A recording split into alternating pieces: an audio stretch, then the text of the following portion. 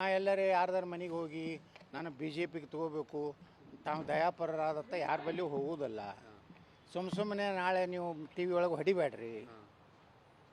ನಾವು ಓಪನ್, ನಾ ಏನು ಅಲ್ಲಿ ಹೋಗಿ ಕೈಕಾಲು ಹಿಡಿದು ಪಾರ್ಟಿಗೆ ಸೇರುವಂಥದ್ದು ಭಾಳ ಏನು ಅವಶ್ಯಕತೆ ಇಲ್ಲ. ನಾ ಬಂದಿದ್ದು ವೈಯಕ್ತಿಕ ನಮ್ಮ ಖಾಸಗಿ ನಮ್ಮ ಮಗನ ಮದುವೆ ಸಲುವಾಗಿ ಕೆಲವೊಂದು ಮಂದಿಗೆ ನಮ್ಮ ಹಳೆಯ ಮಿತ್ರರಿಗೆ. ಸರ್, ಈಗ ನೀವು ಯಾವುದೇ ಮನವಿ ಮಾಡಲ್ಲ ಅಂತ ಹೇಳಿದ್ರಿ, ಅಂದರೆ ಬಿಜೆಪಿ ಅಗತ್ಯ ಯತ್ನಾಳ್ ಅವ್ರಿಗಿಲ್ಲ ಅಂತ ಆಯ್ತು. ಹಂಗೇನಿಲ್ಲ, ನೀವು ಹಂಗೆ ಪ್ರಶ್ನೆ ಮಾಡಿ ನೋಡ್ರಿ. ನಾವು ಸ್ವಾಭಿಮಾನದಿಂದ ಬದುಕೋರು. ಈ ಭ್ರಷ್ಟ ಕುಟುಂಬದ ಒಂದು ನೇತೃತ್ವವನ್ನು ನಾವು ಒಪ್ಪೋದಿಲ್ಲ. ಅದು ಭ್ರಷ್ಟ ಕುಟುಂಬ ಎಲ್ಲಿವರೆಗೆ ಬಿ ಜೆ ಪಿ ಕರ್ನಾಟಕ ನೇತೃತ್ವ ಅಲ್ಲಿ ತನಕ ಬಿ ಜೆ ಪಿ ಸೇರುವ ಪ್ರಶ್ನೆ ಉದ್ಭವಿಸುವುದಿಲ್ಲ.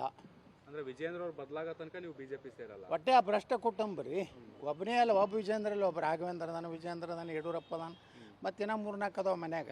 ಅವು ಯಾವೂ ನೇತೃತ್ವ ಇರುತ್ತಾನೆ ಬಿ ಜೆ ಪಿ ಸೇರುವ ಪ್ರಶ್ನೆ ಉದ್ಭವಿಸೋದಿಲ್ಲ.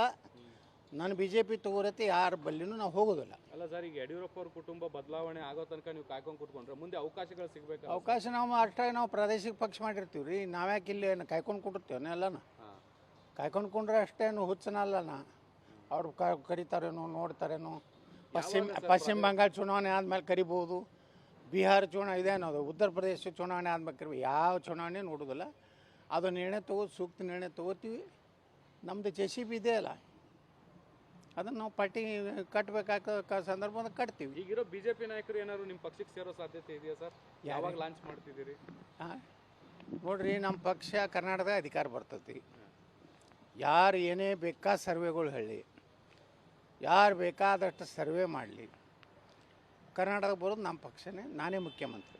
JCB ಪಕ್ಷ ಅದು ಯಾವ JCB ಆಗ್ತದೋ ಏನಾಗ್ತದೆ ನೋಡೋಣ ಅಂತ. ನಮ್ಮ ಪಕ್ಷನೇ ಬರೋದು, ಅದ್ರಾಗ ಏನು ಡೌಟ್ ಇಲ್ಲ. ನ್ಯೂಸ್ ಫಸ್ಟ್, ನಿರ್ಭೀತಿಯಿಂದ ನಿಮ್ಮ ಪರವಾಗಿ.